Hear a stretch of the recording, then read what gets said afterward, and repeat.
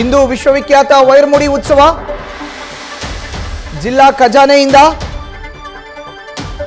Mandya DC SP ನೇತೃತ್ವದಲ್ಲಿ ಈಗ ವೈರಮುಡಿ ಉತ್ಸವಕ್ಕೆ ಆಭರಣ ಹೊರಟಿದೆ. ಮಂಡ್ಯದಿಂದ ಮೇಲುಕೋಟೆಯತ್ತ ವೈರಮುಡಿ ಆಭರಣ ಹೊರಟಿದೆ.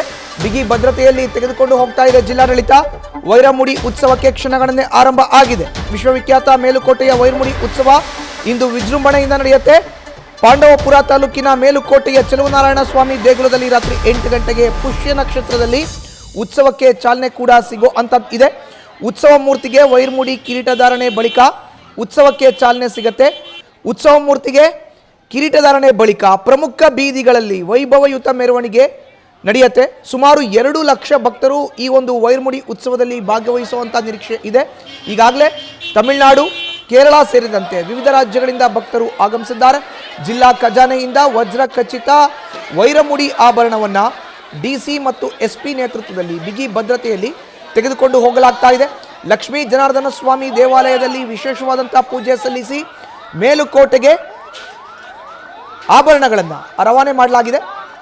ಮಾರ್ಗದುದ್ದಕ್ಕೂ ಗ್ರಾಮಗಳಲ್ಲಿ ಭಕ್ತರಿಗೆ ಪೂಜೆಗೆ ಅವಕಾಶವನ್ನು ಕಲ್ಪಿಸಲಾಗಿದ್ದು ಸಂಜೆ ವೇಳೆಗೆ ಆಭರಣ ಮೇಲುಕೋಟೆ ಉತ್ಸವಕ್ಕೆ ತಲುಪಿ ಅಲ್ಲಿ ಉತ್ಸವಕ್ಕೆ ಅಧಿಕೃತವಾಗಿ ಚಾಲನೆ ದೊರೆಯೋ ಅಂತ ಇದೆ. ಇದು ವಿಶ್ವವಿಖ್ಯಾತ ಮೇಲುಕೋಟೆಯ ವೈರಮುಡಿ ಉತ್ಸವದ ವಿಶೇಷ ನೋಡ್ತಾ ಇದ್ದೀವಿ. ಸಕಲ ಬಂದೋಬಸ್ತ್ ಜೊತೆ ಜಿಲ್ಲಾಡಳಿತ ಈಗ ವಜ್ರ ಕಿರೀಟವನ್ನು ತೆಗೆದುಕೊಂಡು ನೇರವಾಗಿ ಮೇಲುಕೋಟೆಯತ್ತ ಪ್ರಯಾಣವನ್ನು ಬೆಳೆಸಿದೆ.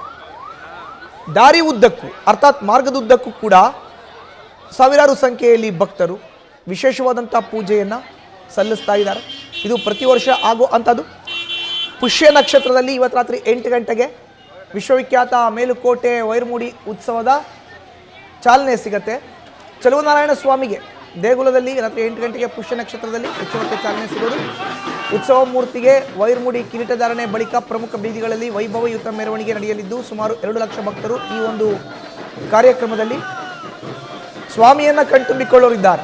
ಈಗಾಗಲೇ ತಮಿಳುನಾಡು, ಕೇರಳ ಸೇರಿದಂತೆ ಬೇರೆ ಬೇರೆ ರಾಜ್ಯದಿಂದ ಕೂಡ ಭಕ್ತರು ಆಗಮಿಸಿದ್ದಾರೆ. ವಜ್ರ ಖಚಿತ ವೈರಮುಡಿ ಆಭರಣವನ್ನು ಜಿಲ್ಲಾಧಿಕಾರಿ ಮತ್ತು ಜಿಲ್ಲಾ ಪೊಲೀಸ್ ವರಿಷ್ಠಾಧಿಕಾರಿ ತೆಗೆದುಕೊಂಡು ಹೊರಟಿದ್ದಾರೆ. ಲಕ್ಷ್ಮೀ ಜನಾರ್ದನ ಸ್ವಾಮಿ ದೇವಾಲಯದಲ್ಲಿ ವಿಶೇಷವಾದಂಥ ಪೂಜೆ ಸಲ್ಲಿಸಿ ಮೇಲುಕೋಟೆಯತ್ತ ಈಗ ಆಭರಣವನ್ನು ರವಾನೆ ಮಾಡಲಾಗಿದೆ. ಮಾರ್ಗದುದ್ದಕ್ಕೂ ಕೂಡ ಸಾಕಷ್ಟು ಭಕ್ತರು ವೈರಮುಡಿ ವಜ್ರ ಖಚಿತ ವೈರಮುಡಿಗೆ ಪೂಜೆಯನ್ನು ಸಲ್ಲಿಸ್ತಾ ಇದ್ದಾರೆ. ಇದು ಆದ ಮೇಲೆ ರಾತ್ರಿ 8 ಗಂಟೆಗೆ ಪುಷ್ಯ ನಕ್ಷತ್ರದಲ್ಲಿ ಉತ್ಸವಕ್ಕೆ ಅಧಿಕೃತವಾದಂಥ ಚಾಲನೆ ಸಿಗುತ್ತೆ.